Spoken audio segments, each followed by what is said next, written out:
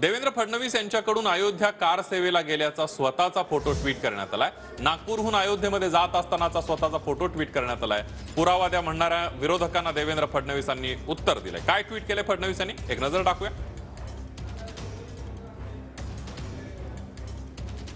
नागपूरहून प्रकाशित होणाऱ्या दैनिक नवभारतने मला हे छायाचित्र आवर्जून पाठवलं। अयोध्येला जाणाऱ्या कार सेवकांची नागपूर रेल्वे स्थानकावर गर्दी उसळली तेव्हाचं हे छायाचित्र आहे। छायाचित्रकार शंकर महाकाळकर यांनी ते टिपलंय।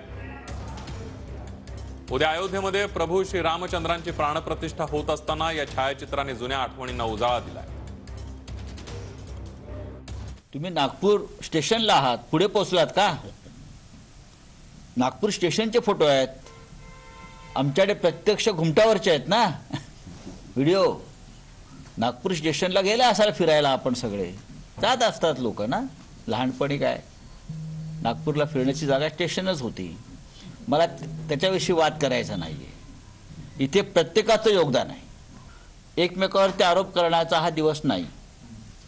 ते विचारतात शिवसेनेचं योगदान काय, म्हणून माझा हा प्रश्न आहे। शिवसेनेचं योगदान काय हे समजण्यात की तेव्हा त्यांचं वय नव्हतं। पहिली गोष्ट तर मी मूर्खांना उत्तर देत नाही, त्यामुळे हे कुठले उत्तर नाही।